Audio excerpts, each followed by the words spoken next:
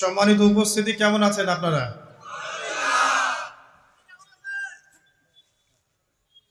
আলহামদুলিল্লাহ আলা কুল্লি হাল ওয়া ফি কুল্লি মাকান।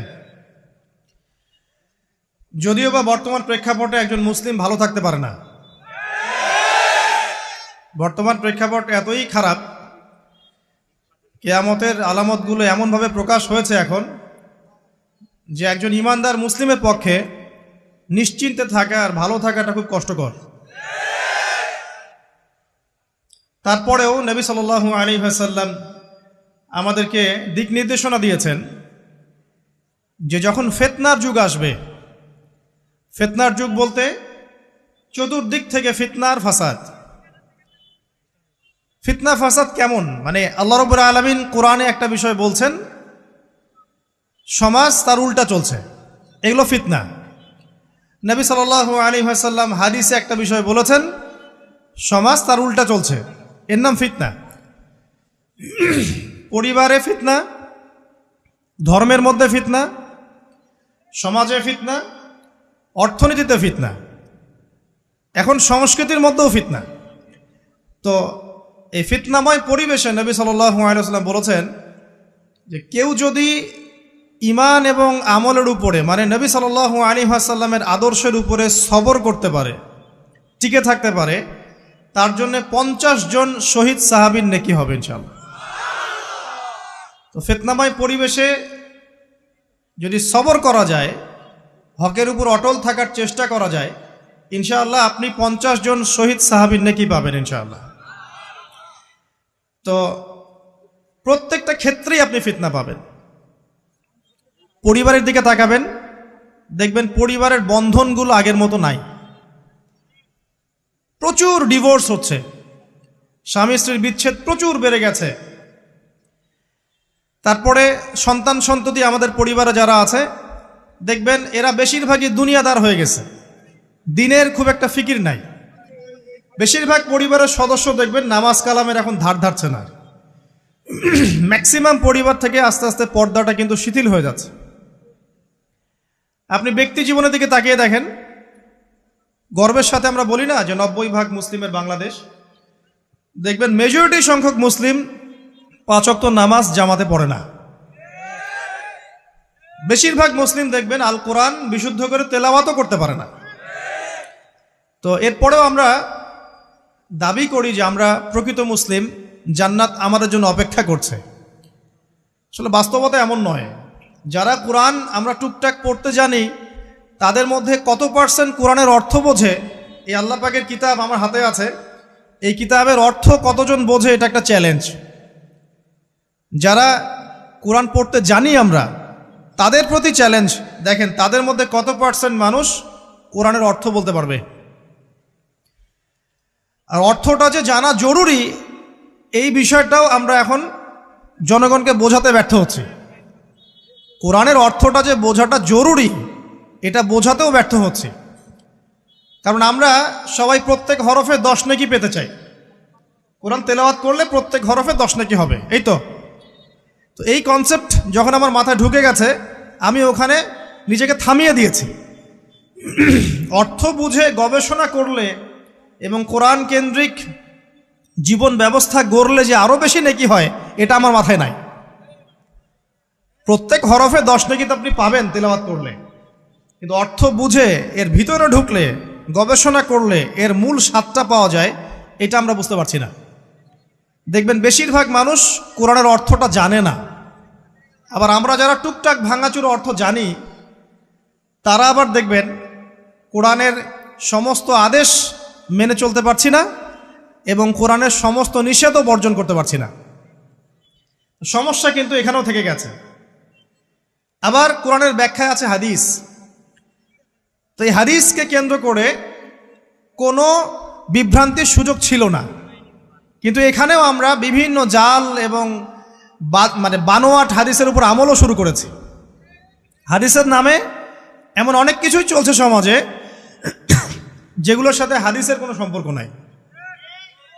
আমি বলতে চাচ্ছি যে হাদিসের নামে আবার সমাজে এমন অনেক আমল চালু আছে, যেগুলোর সাথে আবার হাদিসের কোনো সম্পর্ক নাই। তো তো দেখুন, ধর্মের মধ্যেও সমস্যা থেকে গেছে। আবার আমরা সবাই মুসলিম, আমাদের সবার ইউনাইটেড থাকার কথা। মুসলিম একটা জাতি, তাদের আল্লাহ একজন, রাসূল একজন, কেবলা এক, তাদের সবার মধ্যে একটা ইউনিটির কথা ছিল। কিন্তু আমরা ধর্মতাত্ত্বিকভাবে এবং পলিটিক্যালি আমরা বিভিন্ন দলে বিভক্ত, এবং আপোষের মধ্যে মিল মহব্বত কম। বাইরে হয়তো আমরা বলি যে আমি একজন ধর্মতাত্ত্বিক দলের সদস্য, সে আরেকটা ধর্মতাত্ত্বিক সংগঠনের সদস্য, সে আরেকটা মানহাজ ফলো করে, সে আরেক জামায়াতের, সে আরেক তরিকার ইত্যাদি। আমরা সবাই এক, যদি আমরা বাইরেই কথাটা বলি, কিন্তু অন্তর থেকে কিন্তু আমাদের এই বিষয়টা আসছে না। আমরা ভিতর থেকেই ঐক্যবদ্ধ হতে পারতাম, তাহলে উম্মার আজকে এই অবস্থা হতো না। তো দেখুন, ধর্মকেন্দ্রিক অনেক প্রবলেম থেকে গেছে এখনো।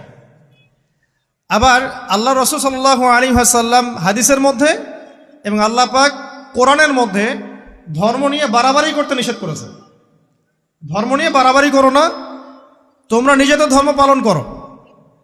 তা আমরা নিজের ধর্ম যতটা না পালন করি, অন্যের ধর্মের দিকে আঙ্গুলটা তার চেয়ে বেশি তুলি। আমরা আগে নিজের রিলিজনটাকে ঠিকমতো পালন করি, দেখবেন সমাজ ঠিকই পরিবর্তন হয়ে গেছে ইনশাআল্লাহ। তো আমি একটা ধর্ম পালন করি বলে অন্য ধর্মের মানুষের প্রতি বিদ্বেষ পোষণ করতে হবে বা তাদের উপর ঘৃণার মনোভাব প্রকাশ করতে হবে, এটা আল্লাহ পাক শেখান নাই, তার রাসূল শেখান নাই। আল্লাহ এবং তার রাসূল কি শিখিয়েছেন? ইসলামের সত্য বিষয়টাকে আপনি সবার সামনে উপস্থাপন করবেন, যার ইচ্ছা হবে সে কবুল করবে, যার ইচ্ছা হবে সে অস্বীকার করবে। যার যার কবরে শেষে যাবে, যার যার হিসেব শেষে দিবে। চাপিয়ে দেওয়ার সিস্টেমটা ইসলামের মধ্যে নাই। এখন আসেন, পরিবারের আপনাকে ফিতনা কিছু বললাম, অর্থনীতির জীবনে যাবেন, ব্যবসা বাণিজ্যের মধ্যে যান, দেখেন বেশিরভাগ কালোবাজারি করছে, সিন্ডিকেট করছে, মজুদদার মাপে কম দিচ্ছে, জনগণকে ঠকাচ্ছে, করছে না? এগুলো পলিটিক্যাল ফিতনা, এগুলো ইকোনমিক্যাল ফিতনা। তারপরে আপনি আরো দেখবেন ইকোনমিক সেক্টরে রিবা ভর্তি, সুদ। রিবা মানে কি? সুদ, রিবা দিয়ে ভর্তি। ঘুষ ছাড়া কাজ হচ্ছে না, ঠিক আছে? অন্যের সম্পদ আত্মসাৎ না করলে আমাদের পেটের ভাত হজম হচ্ছে না। তো এই যে দুর্নীতি বলেন, ঘুষ বলেন, রিবা বা সুদ বলেন, হ্যাঁ, তারপরে কালো বাজারি বলেন, কালো টাকা সাদা করার টেন্ডেন্সি বলেন, পাচার বলেন, সবগুলো অর্থনৈতিক ফিতনা। এগুলো হচ্ছে কি? অর্থনৈতিক ফিতনা। এবার দুজন ফেরেশতা মাথার দিক থেকে আসতে চাইবেন, সালাত বলবে এখান দিয়ে আসা যাবে না, এদিক দিয়ে আসা যাবে না।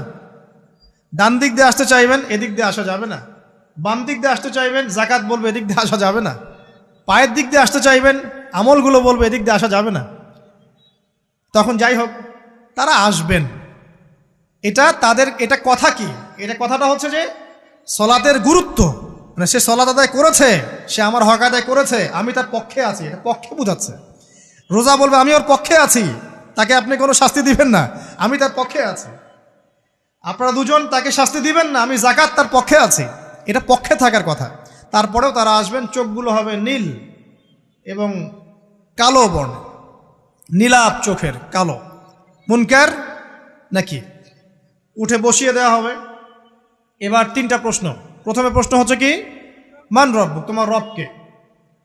তখন মুমিন বান্দা বুক ফুলিয়ে বলবে রব্বি আল্লাহ, আমার রবকে আল্লাহ।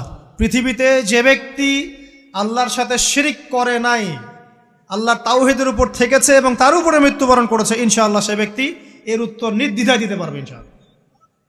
আর দুনিয়াতে যে বা যারাই আল্লাহর সাথে শিরিক করবে, আল্লাহর সাথে শিরকের পাপে লিপ্ত হবে, ওই অবস্থায় মারা যাবে, তাওহীদের উপর থাকবে না, কোশ্চিনকালেও মান রব্বুক উত্তর দিতে পারবে না। তারপরে প্রশ্ন হয়ে যাবে মা দিনুক, তোমার দিন কি ছিল? মুমিন বান্দা উত্তর দিবে কি?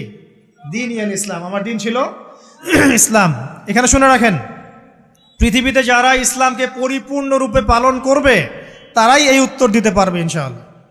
যারা ইসলামকে ঠাট্টা বিদ্রুপের হাসি তামাশার পাত্র বানিয়েছে, মন চাইলে কিছু করি, মন চাইলে কিছু করি না, সহজগুলো একটু আমল করি, বাকি কিছুর আমল ধারি না, হ্যাঁ, নামাজ পড়ি, সুদ ছাড়তে পারি না, ঠিক আছে, বছর বছর ওমরা করি, এদিকে ঘুষ দুর্নীতি ছাড়তে পারি না, ইসলামকে ঠাট্টা তামাশার পাত্র বানিয়েছে, এরা কোশ্চিনকালে উত্তর দিতে পারবে না মা দিনুক। দিনে পরিপূর্ণরূপে ইসলামে প্রবেশ করতে বলেছেন আল্লাহ রাব্বুল আলামিন।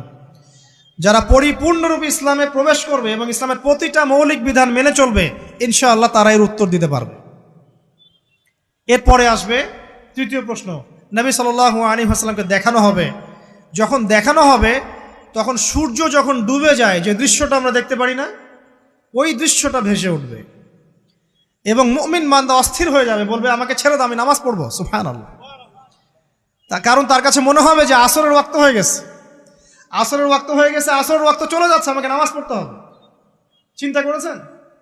ওই যে একটা হাদিস আছে না, যে 7 শ্রেণীর মানুষকে আল্লাহ রাব্বুল আলামিন আরশের ছায়া ছায়া দিবেন, তার মধ্যে এক শ্রেণীর মানুষকে যার অন্তর মসজিদের সাথে ঝুলে থাকে, তার মন মসজিদের সাথে ঝুলে ছিল। এই সূর্য ডুবে গেল বলে আমাকে ছেড়ে দাও, আমি নামাজ পড়তে যাব। তখন ফেরেশতারা বলবেন তোমাকে নামাজ পড়তে দেয়া হবে, তবে তার আগে তুমি এর উত্তর দাও। কি উত্তর? এই ব্যক্তির দিকে তাকাও। তখন নবী সাল্লাল্লাহু আলাইহি ওয়াসাল্লামকে দেখানো হবে, সাল্লাল্লাহু আলাইহি ওয়াসাল্লাম দরুদ পড়বেন। বলা হবে যে এই ব্যক্তির সম্পর্কে তোমার কি ধারণা? মান হাযা রাজুলু বুইসা ফীকুম, এই ব্যক্তি কে, যাকে তোমাদের কাছে পাঠানো হয়েছিল? মুমিন ব্যক্তি নির্দ্বিধায় বলে দিবে যে তিনি হচ্ছেন আমার নবী মুহাম্মদুর রাসূলুল্লাহ সাল্লাল্লাহু আলাইহি ওয়াসাল্লাম। দেখুন, পৃথিবীতে যে বা যারাই নবী সাল্লাল্লাহু আলাইহি ওয়াসাল্লামের সুন্নতের উপর আমল করবে, ইনশাআল্লাহ সে তার উত্তর দিতে পারবে। দুনিয়াতে যারা নবীর সুন্নতের 5 পয়সা পরোয়া করছে না, তার আদর্শের 5 পয়সা দাম দিচ্ছে না, তারা কোশ্চিনকালে উত্তর দিতে পারবে না। নাম হতে পারে আব্দুর রহমান, আব্দুর রহিম, নবীর সুন্নতের ধার ধারে না, তারা উত্তর দিতে পারবে না। নবীর সুন্নতের গুরুত্ব কত গভীর, এটা আমাদেরকে এখান থেকে বুঝতে হবে। তাই প্রিয় যুবক ভাইরা, মুসলিম ভাইরা, আমাদের জীবনটাকে নবীর আদর্শ এবং সুন্নতে ঢেলে সাজাতে হবে। সকাল থেকে সন্ধ্যা পর্যন্ত প্রতিটা কাজ করব কার তরিকায়? রাসূলের তরিকায়। নামাজ পড়বো তার তরিকায়, রোজা, সিয়াম, হজ, জাকাত, আমল, মুআমালাত, আখলাক সব কার তরিকায়? নবী সাল্লাল্লাহু আলাইহি ওয়াসাল্লামের তরিকা অনুযায়ী ইনশাআল্লাহ। আল্লাহ পাক তৌফিক এনায়েত করুন, আমিন। এবার ফেরেশতা দুজন জিজ্ঞাসা করবেন অবাক হয়ে যে তুমি কিভাবে এটা জানলে, তুমি কিভাবে এই 3টা প্রশ্নের উত্তর দিতে পারলে? কারণ বেশিরভাগ মানুষ তো উত্তর দিতে পারবে না, বেশিরভাগ মানুষই এই উত্তর দিতে পারবে না। কারণ কিয়ামতের মাঠে 1999 জন মানুষ জাহান্নামে যাবে, নাউজুবিল্লাহ। তো এটা কঠিন পরীক্ষা। আল্লাহ রাসূল সাল্লাল্লাহু আলাইহি ওয়াসাল্লাম বলেছেন যে নিশ্চয়ই তোমাদেরকে এখানে পরীক্ষায় ফেলা হবে, আর তোমরা যদি এই পরীক্ষা জেনে তোমাদের মৃতদেরকে দাফন করা থেকে বিরত না থাকতে, তাহলে আমি তোমাদেরকে শুনিয়ে দিতাম কবরে কেমন পরীক্ষা হয়। মানে যদি আমরা শুনতে পারতাম যে কবরে কেমন পরীক্ষা হয়, আমরা ভয়ে আমাদের মৃতদেরকে দাফন পর্যন্ত করতাম না। এটা নবীজি বলছেন সাল্লাল্লাহু আলাইহি ওয়াসাল্লাম। তাকে জিজ্ঞাসা করা হবে যে তুমি কিভাবে জানলে এটা? বেশিরভাগ মানুষ তো পারে না উত্তর দিতে। তখন সেই ব্যক্তি বলে বসবে, সেই ব্যক্তি বলবে যে করাতু কিতাবাল্লাহ, আমি আল্লাহর কিতাব এই কোরআন পড়েছি। মুমিন বলবে আমি আল্লাহর কোরআন পড়েছি, ফাআমানতু বিহি, আমি এর উপর ঈমান এনেছিলাম, ওয়া সাদ্দাকতু, এবং সত্যায়ন করেছিলাম। সুবহানাল্লাহ। অতএব দুনিয়াতে যারা দ্বীনের জ্ঞান অর্জন করছে না, কোরআন পড়ছে না, হাদিস পড়ছে না, পড়াশোনার চেষ্টা করছে না, জানার চেষ্টা করছে না, কবরে পাওয়া ডিফিকাল্ট আছে। এটা একটা অন্যতম প্রশ্ন।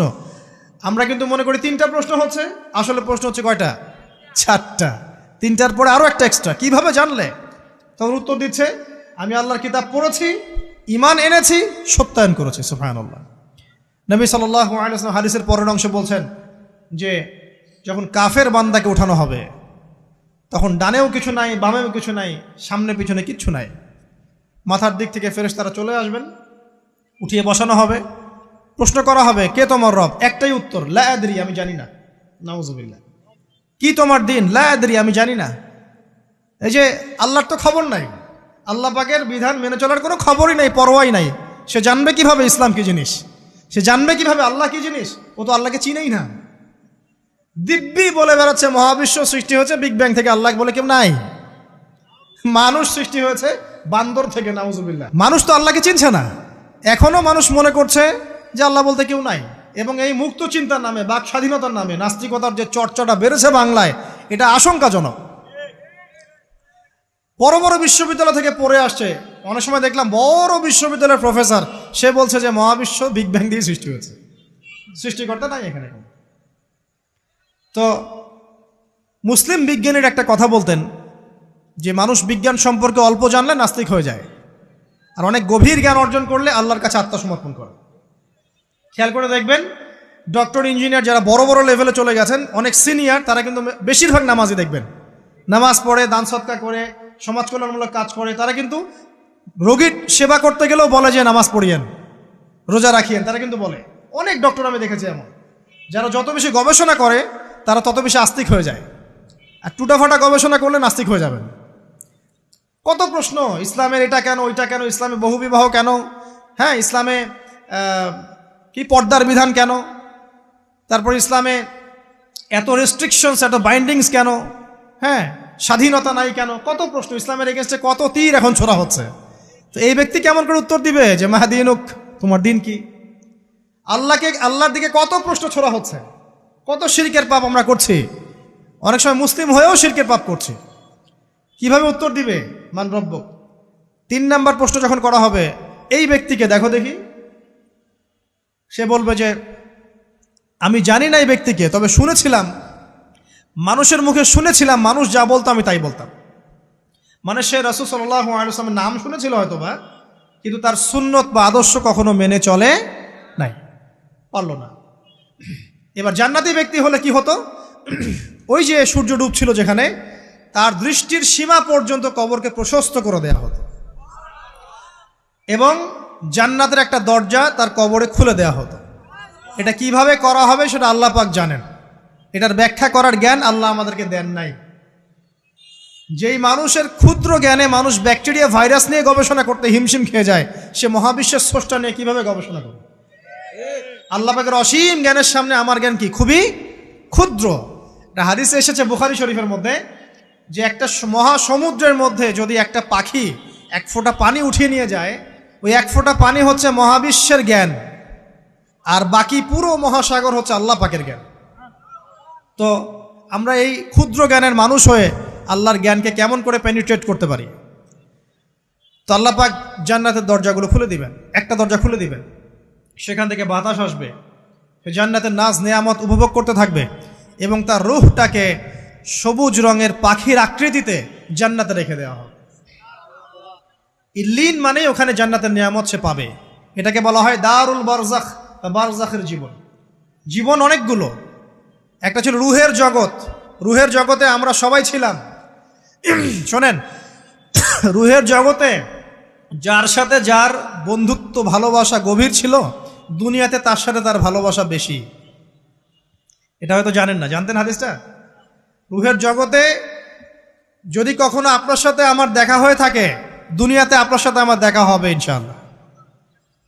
রুহের জগতে যদি আপনার আমার মধ্যে ঘনিষ্ঠ ভালোবাসা থেকে থাকে, এখানেও ভালোবাসা হয়ে যাবে ইনশাআল্লাহ। এটা বলে আমি আবার তোমাদের বয়ফ্রেন্ড গার্লফ্রেন্ড ভালোবাসা বুঝাই নাই, ওই ভালোবাসার কথা বলি নাই। আবার রুহের জগতে বিদ্বেষ, এখানেও দেখবেন বিদ্বেষ। ওটা একটা জগৎ ছিল যেখানে আল্লাহ পাক সমস্ত আদম সন্তানকে সৃষ্টি করে তাদের রুহটাকে রেখেছিলেন এবং ওয়াদা নিয়েছেন। কি ওয়াদা? আল্লাহ পাক বলেছিলেন আলাস্তু বিরব্বিকুম, সূরা আরাফের 182 নম্বর আয়াত পড়ে দেখবেন, 182 নম্বর আয়াত। আল্লাহ পাক বলেছিলেন যে আমি ওয়াদা নিয়েছিলাম, আলাস্তু বিরব্বিকুম, আমি কি তোমাদের রব নই? আমরা সবাই বলেছিলাম বেলা ইয়া রব্বি, অবশ্যই আপনি আমাদের রব। দুনিয়াতে এসে আমরা ভুলে গেছি। এই ভুলে যাওয়াটা মনে করায় দেওয়ার জন্যই আল্লাহ পাক আসমানে কিতাব নাজিল করেন, নবী রাসূল পাঠান, আমাদের কান পর্যন্ত ইসলামের দাওয়াত পৌঁছে দেন, যাতে আমরা মনে করতে পারি। এবার আসেন রুহের জগতের পর আসলাম এই যে দুনিয়ার জগৎ, দারুদ দুনিয়া। দুনিয়ার মধ্যে আছি হয়তো 50, 60, 70, 100 বছর হাইয়েস্ট। এরপর যাবে দারুল বারজাখ, বারজাখের জগৎ। পাপী ব্যক্তি হলে জাহান্নামের দরজা খুলে দেওয়া হবে, আর জাহান্নামের সে আযাব ভোগ করতে থাকবে, এবং পুণ্যবান ব্যক্তি হলে জান্নাতের দরজা খুলে দেওয়া হবে, এবং এর নাজ নেয়ামত সে ভোগ করতে থাকবে। তখন তাকে বলা হবে এটা জান্নাতের সেই জায়গা যেখানে তুমি থাকবে। এটা দেখার সাথে সাথে, শোনার সাথে সাথে তার যে খুশি উৎফুল্লতা আরও অনেক বেড়ে যাবে। এবং সে কি করবে জানেন? সে পৃথিবীতে ফিরে আসতে চাইবে। সে বলবে আমাকে আমার পরিবারবর্গকে জানাতে দেন, আমাকে আমার পরিবারবর্গকে জানাতে দেন যে আমি ভালো আছি। তখন ফেরেশতারা তাকে বলবেন যে এটা সম্ভব না, তোমার এবং তাদের মাঝে দারুল বারজাক আছে, তুমি এটা ভেদ করে যেতে পারবে না। তখন তার আত্মাটাকে ইল্লিনে দেওয়া হবে, একটা সবুজ পাখির আকৃতিতে জান্নাতে ঘুরে বেড়াবে ইনশাআল্লাহ। আর যদি জাহান্নামী হয় তাহলে যে বললাম, দরজা খুলে যাবে জাহান্নামের, মর্মান্তিক আযাব তার দিকে আসতে থাকবে, কবর সংকুচিত হয়ে আসবে এমনভাবে যাতে তার বাম পাজর ডান পাজরের ভিতরে এইভাবে ঢুকে যাবে, নাউযুবিল্লাহ। এবং এই আযাব চলতে থাকবে ইলা ইয়াউমি ইউবআসুন, পুনরুত্থানের দিন পর্যন্ত। এখন এই যে হাদিসটা আপনারা শুনলেন, এই হাদিসটা ব্যক্তিকেন্দ্রিক নয় কি? এখানে তিনটা বিষয় আপনাকে ফোকাস করতে হবে আমাদেরকে। এক, তাওহীদ, আল্লাহ পাকের তাওহীদ। দুই, রিসালাত, রাসূলুল্লাহ সাল্লাল্লাহু আলাইহি ওয়াসাল্লামের রিসালাত। এবং আখিরাত, পরকাল। এই তিনটা বিষয় খুব স্বল্প কথায় বলছি। দেখুন, তাওহীদ কি? আল্লাহ পাকের একত্ববাদ। এক আল্লাহকে আপনি সৃষ্টিকর্তা মানবেন, রিজিক দাতা মানবেন, পালনকর্তা মানবেন, সন্তান দাতা, ভালো মন্দের মালিক, সমস্ত কিছুর মালিককে আল্লাহ। আল্লাহ আল্লাহ আমাকে বাঁচিয়ে রেখেছেন, আল্লাহ আমাকে মৃত্যু দিবেন, আল্লাহ আমাকে রিজিক দেন, আল্লাহ আমাকে সন্তান দিবেন, আল্লাহ আমার ভালোর মালিক, আল্লাহ মন্দের মালিক, আল্লাহ সমস্ত কিছুর মালিক। এই কনসেপ্ট পরিষ্কার থাকবে, লা ইলাহা ইল্লাল্লাহ পরিষ্কার থাকবে। সমস্ত বিষয় কার পক্ষ থেকে? আল্লাহর পক্ষ থেকে। এই তাওহীদ, সংক্ষিপ্ত কথায় বললাম তাওহীদ। এর মধ্যে তিনটা ক্লাসিফিকেশন আছে: রুবুবিয়্যাত, উলুহিয়্যাত, আসমা ও সিফাত। এটা আপনারা কিতাবুত তাওহীদ বই থেকে পড়ে নিয়েন। সংক্ষেপে বলে দেই, রুবুবিয়্যাত আল্লাহ পাকের সমস্ত বিষয়গুলো তার দিকে সম্বন্ধ করা, সৃষ্টিকর্তা, পালনকর্তা, রিজিক দাতা সবকে আল্লাহ। উলুহিয়্যাত কি? দুনিয়াতে এসেছি আল্লাহ পাকেরই দাসত্ব করতে হবে, অন্য কারো দাসত্ব চলবে না, তাওহীদ উলুহিয়্যাত। আসমা ও সিফাত কি? আসমা সিফাত মানে হচ্ছে আল্লাহ পাকের নাম গুণাবলীগুলো আছে, আল্লাহ পাক রহমান, আল্লাহ পাক রহিম, আল্লাহ পাক রাজ্জাক, হ্যাঁ, আল্লাহ পাক গফুর, আল্লাহ পাক শদীদুল ইকাব, সমস্ত গুণাবলী কার? আল্লাহ। এই হলো আসমা ও সিফাত। আল্লাহ পাক যেমন, আল্লাহ পাক তেমন, আল্লাহ পাক নিজের মতো, কারোর সাথে তুলনীয় নন। হুয়াল্লাহু আহাদ, একক। আল্লাহুস সামাদ, তিনি অমুখাপেক্ষী। লাম ইয়ালিদ ওয়া লাম ইউলাদ, তিনি জন্ম দেননি, জন্মিতও নন। ওয়া লাম ইয়াকুল লাহু কুফুয়ান আহাদ, তার সমতুল্য আর কিছুই নাই। আল্লাহ থেকে সব কিছু হয়, এটাই হলো তাওহীদ। এখন এর তাওহীদের বিরুদ্ধে গেলে কি হয়ে যাবে?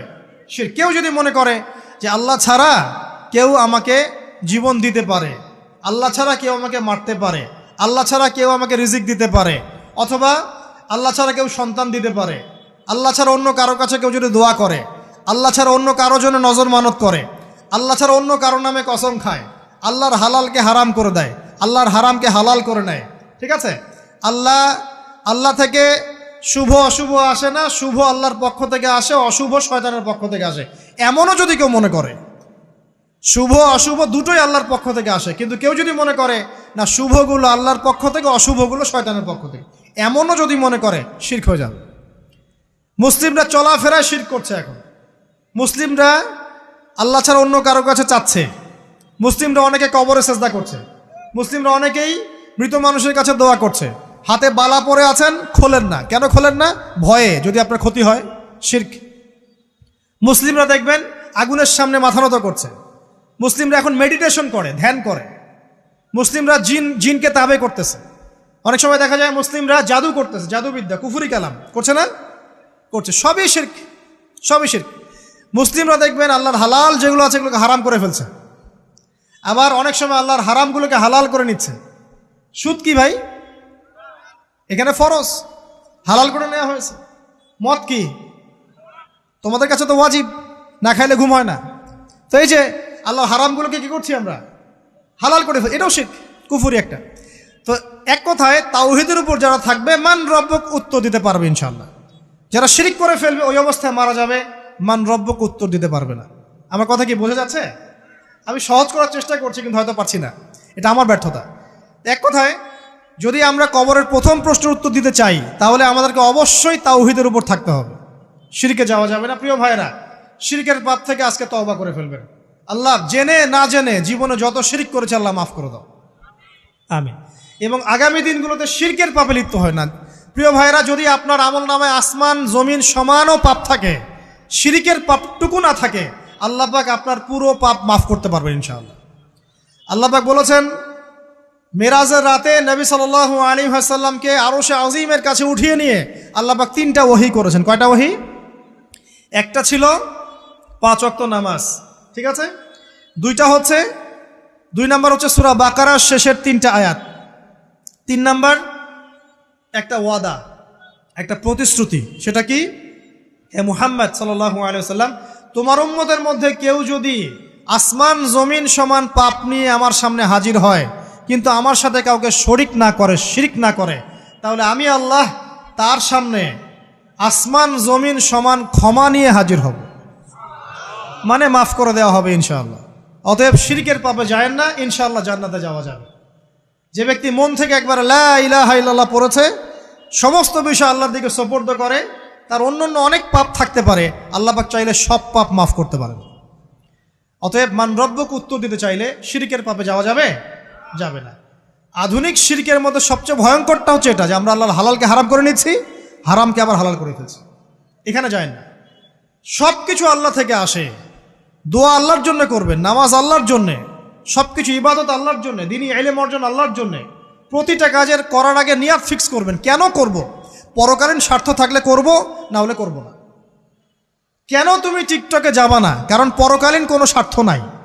কেন তুমি ফ্রি মিক্সিং অ্যাফেয়ার্সে যাবা না? কারণ পরকালীন কোনো স্বার্থ নাই। কেন মদ খাবা না? পরকালীন কোনো স্বার্থ নাই।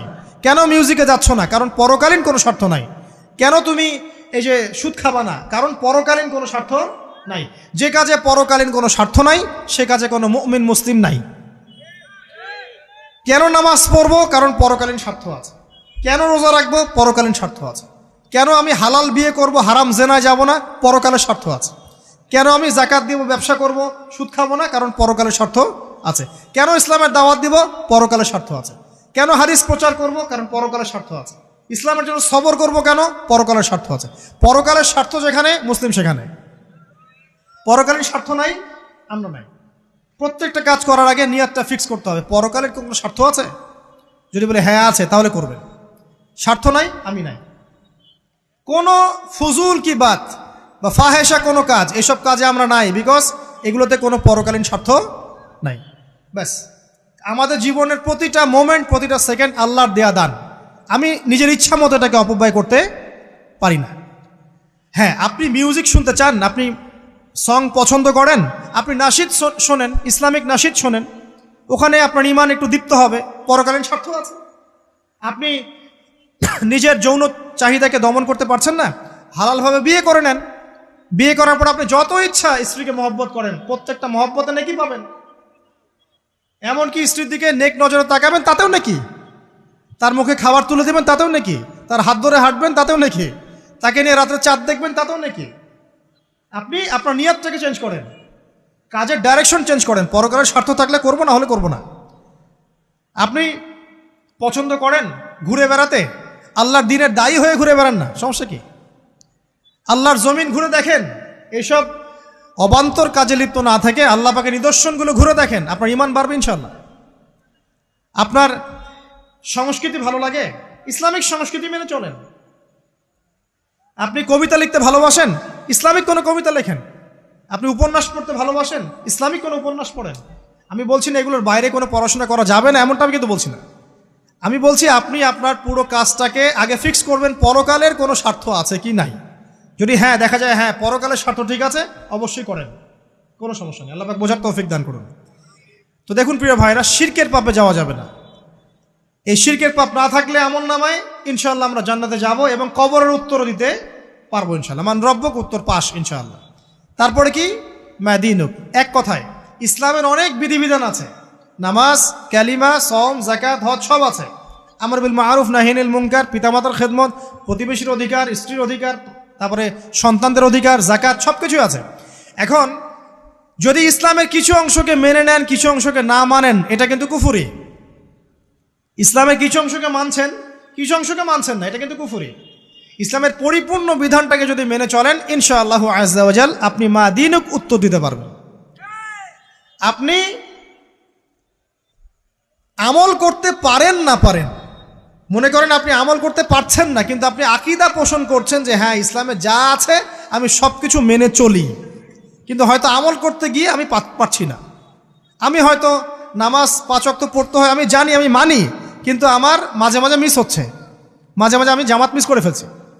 আপনি মানেন যে সম রাখতে হয়, মাঝে মাঝে আপনার সম মিস হয়ে যাচ্ছে, কিন্তু আপনি বিশ্বাস করেন যে হ্যাঁ আপনি সম রাখতে হয়, আপনার আকীদা ঠিক আছে। আপনি যাকাত দেন নাই এতদিন, কিন্তু আকীদা রাখেন হ্যাঁ দিতে হয়, আমি সুযোগ পেলে দিয়ে দিব। এই যে কনসেপ্টটা ক্লিয়ার রাখা যায় না, ইসলামের বিধানগুলো প্রতিটা আমি মানি মন থেকে, হয়তো আমল করতে গিয়ে আমি পেরে উঠতেছি না বা হয়ে উঠছে না। ইনশাল্লাহ একদিন না একদিন আল্লাহ পাক আপনাকে তৌফিক দিবে, ইনশাল্লাহ আল্লাহ পাক তৌফিক দান করুক। কিন্তু কনসেপ্ট যদি ক্লিয়ার না থাকে যে আমি কিছু অংশ মানি কিছু অংশ মানি না, এটা ইসলাম হলো না। উদখুলু ফিস-সিলমি কাফা, পরিপূর্ণরূপে ইসলামে প্রবেশ করেন। দিনী বোন অনেকে আছে পর্দা হয়তো করতে পারছে না, কিন্তু মনে করে বিশ্বাস করে যে হ্যাঁ পর্দা করতে হয়, এটা ফরজ। ইনশাল্লাহ আল্লাহ চাইলে ওকে একদিন তৌফিক দিবে ইনশাল্লাহ। হয়তো এখন মুখ খোলা আছে, হয়তো বা আগে গেঞ্জি টি শার্ট পরে ঘুরতো, এখন সেলোয়ার কামিজ পরছে, ঢিলে ঢালা জামা পরছে, এখনো বোরখা পরছে না। ওকে তুচ্ছ তাচ্ছিল্য করার দরকার নাই আপাতত, ওকে আরো বুঝান, আরো নরম হন, আরো বুঝিয়ে সুঝিয়ে ইসলামের দিকে আনার চেষ্টা করে। এতদূর এসেছে, ওই পর্যন্ত যাবে ইনশাল্লাহ, কারণ ও বিশ্বাস করে হ্যাঁ পর্দা করতে হয়, আমি মানি পর্দা করতে হয়, কিন্তু আমি এখন করতে পারছি না, ইনশাল্লাহ করব, আল্লাহ পাক চাইলে তৌফিক দিবেন ইনশাল্লাহ। তো এই যে বিষয়টা, যে ইসলামকে মনে আগে ধারণ করা, যে না আমি মানি ইসলামের প্রত্যেকটা বিধান ঠিক আছে। চুরি করলে চোরের হাত কাটতে হয়, ইসলাম বলেছে। ডাকাতি করলে শাস্তি আছে। জেনা যদি কেউ করে 100 বেত্রাঘাত, মদ খাইলে 40টা বেত্রাঘাত, ব্যভিচার যদি করে কেউ, এই পরকিয়া করে বিবাহিত ব্যক্তি, রজম। এগুলো কেসাস, একজন হত্যা করলে তাকেও কেসাস করতে হয়। এই বিধানগুলো আছে। এখন আপনি বলতে পারেন আমি এই ওয়ার্ল্ডের প্রেক্ষাপটে এটাকে বাস্তবায়ন করতে পারছি না, কিন্তু আমি বিশ্বাস করি ইসলামে বিধানগুলো আছে, এটা আল্লাহর বিধান। ইনশাল্লাহ আপনি মাফ পেয়ে যাবেন, ইনশাল্লাহ আল্লাহ চাইলে আপনি মাফও পেয়ে যাবেন। কিন্তু যদি মনে করেন না এই যুগের এগুলো চলেই না, আমি আল্লাহ পাকের এসব বিধান কিচ্ছু মানি না, আমি যে বিধান বুঝি এটাই চূড়ান্ত, তাহলে খবর আছে, তাহলে মায়াদিনকে উত্তর দিতে পারবেন। তো বুঝেন, বিষয়টা বোঝেন, আকীদাটা ক্লিয়ার করেন যে না আমি পারতেছি না, এটা একটা বিষয়, কিন্তু আমি বিশ্বাস করি ইসলামের এগুলো অংশ, হয়তো আমি এখন পারছি না, ইনশাল্লাহ ভবিষ্যতে পারবো। আল্লাহ চাইলে আপনাকে তৌফিক দিবে ইনশাল্লাহ। আমরা দোয়া করি আল্লাহ পাক আমাদেরকে পরিপূর্ণরূপে ইসলামে প্রবেশ করার তৌফিক দান করুন। আর সর্বশেষ কি, এটা যদি করতে পারে মায়াদিনকে উত্তর দিতে পারবে। মান নবীকে উত্তর কখন দিতে পারবে? যখন একজন ব্যক্তি সারা জীবন নবী সাল্লাল্লাহু আলাইহি ওয়াসাল্লামের সুন্নতের উপর আমল করতে পারবে। এই যে ঘুম থেকে উঠলেন, ব্যাস ব্রাশটা নিয়ে দৌড়ে চলে গেলেন বাথরুমে, কি জন্য? ঘুম থেকে উঠলেন, আগে চোখটা একটু ঘষতে হবে, মুখে হাত দিতে হবে, তারপরে আপনি দোয়া পড়বেন। কি দোয়া পড়বেন? আলহামদুলিল্লাহিল্লাযী আহইয়ানা বা'দা মা আমাতানা ওয়া ইলাইহিন নুশুর। তারপরে আপনি যাবেন বাথরুমে। দোয়াটা না পড়ে কেন গেলেন? ঘুমাচ্ছেন, ঘুমানোর আগে আপনি অবশ্যই বলবেন। ঘুমানোর আগে একদম একটা গান শুনে, একটা গার্লফ্রেন্ডের সাথে 10টা মিনিট কথা বলে হ্যাঁ জান রাখি, ব্যাস, তারপরে ঘুমিয়ে গেলেন। ঘুমটা আপনার জন্য ইবাদত হলো না? হারামে লিপ্ত হতেন না? আল্লাহুম্মা বিইসমিকা আমুতু ওয়া আহইয়া পড়তেন, সূরা মুলক পড়তেন, সূরা কাফিরুন পড়তেন, সূরা ফালাক নাস ইখলাস পড়তেন, ঘুমিয়ে যেতেন। পুরো ঘুমটাই ইবাদত, পুরো ঘুমটাই নাকি? ঘুমিয়ে আছেন নাকি পাচ্ছেন? আপনি ইচ্ছাকৃতভাবে আপনার আমলটা নষ্ট করলেন। ইস্তেঞ্জা করতে গেছেন, ইস্তেঞ্জা করতে গিয়ে গান শুরু করে দিল বাথরুমে। বাথরুম সিঙ্গার আছে না কিছু? বাথরুমে গান গাওয়ার জায়গা নাকি? তো ওখানে গান শুরু করলো। বাথরুমে গান গাবেন কেন? আপনি ঢোকার সময় বলবেন কি? বিসমিল্লাহ আল্লাহুম্মা ইন্নী আউযু বিকা মিনাল খুবসি ওয়াল খাবাইস। এরপর ইস্তেঞ্জা করবেন, তারপরে আপনি গুফরানাকা বলে বের হয়ে আসবেন। পুরো ইস্তেঞ্জার সময়টুকু নাকি? নামাজ পড়তে দাঁড়িয়েছেন, এখানে রিয়া কোনো লৌকিকতা থাকবে না, লোকজন আমাকে দেখছে আমি ভালো করে নামাজ পড়ি, এমন থাকবে না। নামাজে দাঁড়িয়েছেন আল্লাহর জন্য খালেস। এখন আল্লাহ আপনার মাঝখানে আর কেউ নাই, আল্লাহ আপনার মাঝখানে আর কেউ নাই। এমনকি যা ইচ্ছা তাই নামাজ পড়বেন? একদল বের হয়েছে, এখন দেখি 2 ওয়াক্ত নামাজ পড়ে। তাদের বক্তব্য হচ্ছে যে 5 ওয়াক্ত নামাজ নাকি কোরআনে নাই, আর ওরা খালি কোরআন মানে হাদিস নাকি মানে না। কত যে ফেরকা এখন বের হয়েছে আল্লাহ ভালো জানে। তো 5 ওয়াক্ত নামাজ কোরআনে নাই বলে, সুবহানাল্লাহ। তো 2 ওয়াক্ত নামাজ পড়ে। তো এখন নামাজ কি মন গরম ভাবে পড়লেই হবে? ফজরের নামাজে দাঁড়িয়েছেন, ফজর নামাজ কয় রাকাত? 2 রাকাত। এখন আমি যদি বলি নামাজ তো ভালো কাজ, 2-এর জায়গায় 4 পড়লে কি সমস্যা ফজরে? যদি এমনটা বলি হবে? কেন হবে না? কারণ নবী সাল্লাল্লাহু আলাইহি ওয়াসাল্লাম 2 পড়েছেন, আমাকে 2 পড়তে হবে, সিম্পল। 4 পড়লে আপনার নামাজ বাতিল। ফজরের নামাজ 4 রাকাত পড়লে নামাজ কি বাতিল হবে না? মাগরিবের নামাজে দাঁড়িয়েছেন, 3 রাকাত নামাজ। তখন আপনি মনে চিন্তা করছেন না 3-এর জায়গায় আমি 4 পড়বো, 5 পড়বো। নামাজ তো ভালো জিনিস, বেশি করলে কি সমস্যা? সবকিছু বেশি করতে হয় না, রাসূলুল্লাহ সাল্লাল্লাহু আলাইহি ওয়াসাল্লাম যা দিয়েছেন তাই করতে হয়, এর নাম সুন্নত। বাইরে গেলে হবে কি? বেদাত। প্রত্যেকটা কাজ খেয়াল করতে হবে। তো প্রত্যেকটা আমল এভাবে, নামাজ, এই যে রোজা, রোজা রাখবেন রমজান মাসে, রোজা রাখলে এটা ফরজ। আর আপনি চিন্তা করেন রোজা তো ভালো জিনিস, আমি রমজানেও রাখবো, শাবান পুরো 2 মাসে রাখবো, হবে? দেখেন, নফল বিষয়টা আলাদা, আমি ফরজের কথা বলছি। কেউ যদি মনে করে ফরজ রোজা আমি 2 মাসে রাখবো, রমজানও রাখবো, শাবানেও রাখবো, রোজা ভালো জিনিস করলে কি সমস্যা হবে? হবে না। এভাবেই হজ, হজ করতে হয় ওইখানে আরাফার মাঠে। আপনি মনে করেন কুড়িগ্রামে হজের একটা জায়গা বানাইলাম আমরা, মনে করেন, কথার কথা, এমনও কিন্তু জায়গা আছে মানুষ অন্য জায়গায় হজ করে, কিন্তু আপনি ভাবছেন এমনি এমনি বলছি। এমন অনেক ফেরকা আছে মুসলিমদের মধ্যে, মুসলিম নামধারী, এগুলো মুসলিম না, হজেরও জায়গা বানাইছে আলাদা, ওখানে হজ করে, ওখানে তাওয়াফ করে। এখন হজ যেখানে করতে হবে ওখানে না করে যদি এখানে করি, হবে? হবে না। যাকাত দেওয়ার একটা লিমিট আছে, এইটুক দিতে হবে। আপনি এখন কম দিলেন, হবে? আবার দিলেন না, আমি একদম বেশি দিয়ে ফাটায় ফেলাবো একেবারে, সেখানে হবে? তো এই জিনিসগুলো খেয়াল রাখতে হবে যে আমাদের এক কথায় নবী সাল্লাল্লাহু আলাইহি ওয়াসাল্লামের সুন্নাহটা মেনে চলা। আমলের ক্ষেত্রেও একইভাবে, আপনার অর্থনৈতিক জীবনেও, নামাজ, রোজা, হজ, জাকাত আপনার পারফেক্ট। এবার আপনি এসেছেন অর্থনীতির ক্ষেত্রে, এসে মাশাআল্লাহ দাড়ি টুপি জুব্বা নিয়ে মাপে কম দিচ্ছেন, চলবে? দাড়ি টুপি জুব্বা আছে, মানুষকে ঠকাচ্ছেন, মজুত করছেন, সিন্ডিকেট করছেন, অনেক সময় সরকারকে বিব্রত করে ফেলছেন, মাল মজুত করছেন, দাম বেড়ে যাচ্ছে, বিব্রত হচ্ছে সরকার, হবে? দাড়ি টুপি পাগড়ি জুব্বা পরে, ভিতরটা আগে। ইমান ভিতরে না থাকলে দাড়ি টুপিতে লাভ আছে? তাকওয়া ভিতরে না থাকলে আমার দাড়ি টুপিতে লাভ আছে? মুহসিন হতে হবে। সো ইকোনমিক সেকশনে গিয়েও নবীর আদর্শ ভুলে যাওয়া যাবে না, সেখানেও তার আদর্শ মেনে চলতে হবে। এভাবেই সমাজ জীবন, পরিবার, সর্বক্ষেত্রেই নবীর সুন্নাহ মেনে চললে পরে ওই ব্যক্তিকে উত্তর দেওয়া যাবে ইনশাআল্লাহ, তিনি আমাদের নবী মুহাম্মদ রাসূলুল্লাহ সাল্লাল্লাহু আলাইহি ওয়াসাল্লাম। সর্বশেষ গিয়ে বলা হবে কিভাবে জানলে? তখন উত্তর কি দিবে মুমিন? আমি আল্লাহর কিতাব পড়েছি, ঈমান এনেছি, এরপরে আমি সত্যায়ন করেছি। তার মানে পড়াশোনা করতে হবে না ভাই? আল্লাহর কিতাব পড়তে হবে না? কারা কারা আল্লাহর কিতাব পড়তে জানেন হাত তোলেন। আলহামদুলিল্লাহ। আগামী রমজান আসার আগেই পুরো কোরআন এক খতম করবেন, পারা যাবে ইনশাআল্লাহ? এবং প্রত্যেক দিন আমাকে ওয়াদা করেন, প্রত্যেক দিন 1 পারা করে কোরআন তেলাওয়াত করব, পারবেন ইনশাআল্লাহ? না বলেন পারবো ইনশাআল্লাহ? পারবো ইনশাআল্লাহ। আল্লাহ পাক তৌফিক দান করুন, আমিন। কোরআন পড়তে হবে, শুধু কি জাস্ট তোতা পাখির মতো পড়েই যাবেন সারা জীবন? অর্থটা একটু বোঝার চেষ্টা করবেন না ভাই? করা উচিত না? করা উচিত। যদি আপনার সামর্থ্য থাকে আপনার অবশ্যই করা উচিত। সামর্থ্য নাই, বয়স হয়ে গেছে, পারেন না, সেটা আলাদা বিষয়। সামর্থ্য আছে আপনার, অবশ্যই উচিত। আলহামদুলিল্লাহি রাব্বিল আলামিন মানে কি? আর রহমানির রহিম মানে কি? মালিকি ইয়াউমিদ্দিন বলছি, এটা মানে কি? ইয়াকা না'বুদু বলছি, ওয়া ইয়াকা নাস্তাঈন, এর অর্থ কি? ইহদিনাস সিরাতাল মুস্তাকিম মানে কি? সিরাতাল্লাযীনা আন'আমতা আলাইহিম গায়রিল মাগদুবি আলাইহিম ওয়ালাদ-দালিন, কি অর্থ, কি বললাম? নামাজে এটার অর্থ জানলে মনোযোগ কি ডানে বামে যাবে? যাবে না ইনশাআল্লাহ। এই যে আল্লাহ পাক বলছেন, ইয়া আইয়ুহাল্লাযীনা আমানুত্তাকুল্লাহ, হে মুমিনগণ আল্লাহকে ভয় করো, হাক্কা তুকাতিহি ওয়া লা তামুতুন্না ইল্লা ওয়া আনতুম মুসলিমুন, তোমরা এমনভাবে আল্লাহকে ভয় করো, ভয় করার মতো ভয় করো, এবং পরিপূর্ণ মুসলিম না হয়ে মৃত্যুবরণ করো না। এর অর্থটা জানলে ভালো লাগলো না? বুঝতে পারলাম না কোরআনটা? আল্লাহ বলছেন ওয়াদারু মা বাকিয়া মিনার রিবা, সুদের অবশিষ্ট অংশ ছেড়ে দাও। ওয়া ইল্লাম তাফআলু ফাআযানু বিহারবিন মিনাল্লাহি ওয়া রাসূলিহি, যদি না করো আল্লাহ এবং রাসূলের সাথে যুদ্ধের ঘোষণা শুনে রাখো। অর্থ জানলে হেদায়েত পাওয়া যায় না? অতএব অর্থটা জানার চেষ্টা করেন। আল্লাহ পাক তৌফিক ইনায়েত করুন। অর্থ বোঝার ক্ষেত্রে যদি কোনো প্রতিবন্ধকতা পান সামনে, আলেম ওলামার কাছে যাবেন, জিজ্ঞাসা করে অর্থ জেনে নেবেন। নিজে নিজে আবার মন করা ব্যাখ্যা করতে যায় না। কোরআন বুঝতে গেলে হাদিস লাগবে, হাদিসগুলো পড়তে হবে। হাদিসের কিছু বই কিনবেন, রিয়াদুস সালেহিন, ফয়জুল কালাম, এই যে আপনারা পড়েন, মুনতাখাব হাদিস পড়েন, ঠিক আছে, বুলুগুল মারাম মিন আদিল্লাতিল আহকাম, মিশকাতুল মাসাবি, এই বইগুলো বাসায় রাখবেন। এরপরে আস্তে আস্তে কিনবেন আবু দাউদ, তিরমিজি, নাসাই, এগুলো কিনবেন। পরে গিয়ে বুখারী মুসলিমের অনুবাদ কিনবেন, আগে কিনবেন না। এগুলো কঠিন হাদিস, এগুলো আগে পড়লে আপনি মাথাটা আপনার কিন্তু ঘুরতে থাকবে। তো আগে কি ক্লাস 8-এ পড়বেন না আগে এইচএসসি দিবেন? আগে ক্লাস 7-8 পার করে যান, তারপরে ওদিকে যান।